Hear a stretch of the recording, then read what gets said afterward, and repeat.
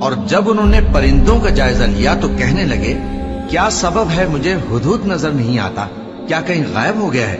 میں اسے سخت سزا دوں گا یا ذبح کر ڈالوں گا یا میرے سامنے اپنی بے قصوری کی واضح دلیل پیش کرے۔ ابھی تھوڑی دیر ہوئی تھی کہ ہدہد آ موجود ہوا اور کہنے لگا کہ مجھے ایک ایسی چیز معلوم ہوئی ہے جس کی آپ کو خبر نہیں، اور میں آپ کے پاس ملک سبا سے ایک یقینی خبر لے کر آیا ہوں۔ میں نے ایک عورت دیکھی کہ ان لوگوں پر حکومت کرتی ہے اور ہر چیز اسے میسر ہے، اور اس کا ایک شاندار تخت ہے۔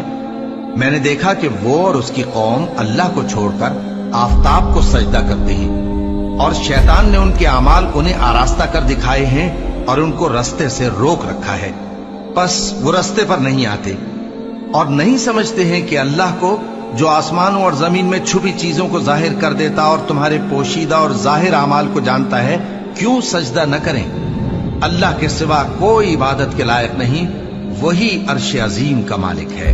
سلیمان نے کہا اچھا، ہم دیکھیں گے تو نے سچ کہا ہے یا تو جھوٹا ہے۔ یہ میرا خط لے جا اور اسے ان کی طرف ڈال دے، پھر ان کے پاس سے ہٹ جانا اور دیکھنا کہ وہ کیا جواب دیتی ہیں۔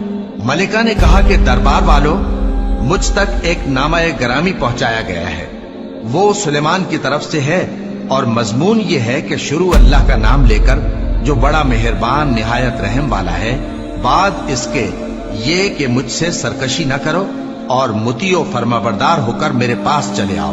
خط سنا کر کہنے لگی کہ اے اہل دربار، میرے اس معاملے میں مجھے مشورہ دو، جب تک کہ تم حاضر نہ ہو اور صلاح نہ دو میں کسی کام کا فیصلہ نہیں کیا کرتی۔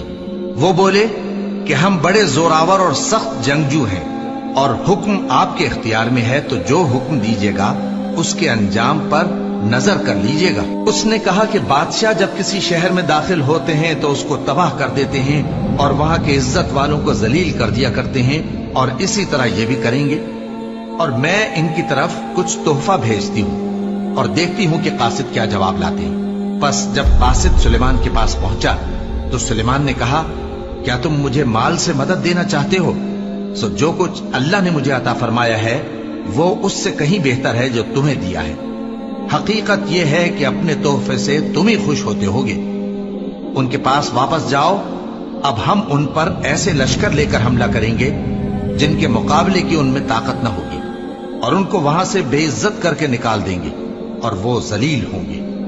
سلیمان نے کہا کہ اے دربار والو، کوئی تم میں ایسا ہے کہ قبل اس کے کہ وہ لوگ فرما بردار ہو کر ہمارے پاس آئیں، ملکہ کا تخت میرے پاس لے آئے؟ جنات میں سے ایک قوی ہیکل جن نے کہا کہ قبل اس کے کہ آپ اپنی جگہ سے اٹھیں میں اس کو آپ کے پاس لا حاضر کرتا ہوں، اور مجھے اس پر قدرت بھی حاصل ہے اور امانت دار بھی ہوں۔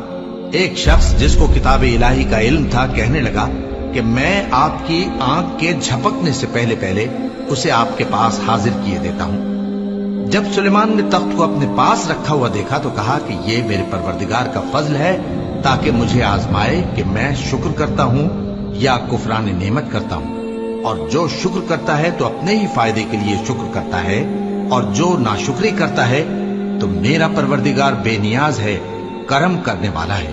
سلیمان نے کہا کہ ملکہ کے امتحان عقل کے لیے اس کے تخت کی صورت بدل دو، دیکھیں کہ وہ سوج رکھتی ہے یا ان لوگوں میں سے ہے جو سوج نہیں رکھتے۔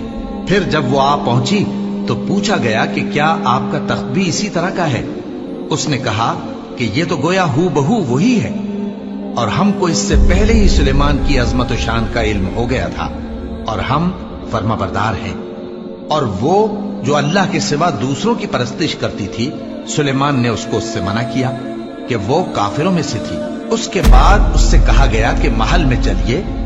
جب اس نے اس کے فرش کو دیکھا تو اسے پانی کا حوض سمجھا اور کپڑا اٹھا کر اپنی پنڈلیاں کھول دی۔